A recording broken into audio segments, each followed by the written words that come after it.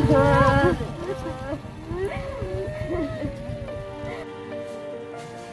Minute.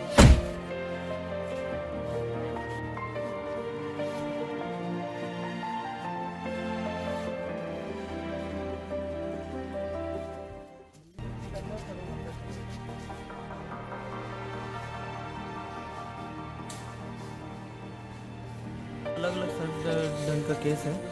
इसमें एक बैठे हैं, एक धनोरा से आया हुआ है, वो दोनों भाई बहन हैं, सोए हुए थे वो। तो वो लोगों को क्या है, पहले जानकारी नहीं था सांप वाप काटा है करके। रात को 12 बजे वो सांप को मारे हैं। तो जब 2:30 बजे उनको उल्टी उल्टी हुआ तो वो बाहर कहीं कुछ उनका रहता है स्टिग्मा कि बाहर फुकवा लें ऐसा कुछ। तो उसके वजह से थोड़ा लेट से वो करीबन 5 बजे आसपास यहाँ पे आए हैं। तो एक तो उस समय ही पहले से ही वो मृत्यु हो गए थे। दूसरे को यहाँ मतलब कंडीशन ठीक नहीं था, झाग वाग आ रहा था मुँह से और गैस्ट्रिक में था पेशेंट। तो उसको ऑक्सीजन वगैरह लगाए, सक्शन वगैरह किए, जो प्राथमिक उपचार देना है सब किए।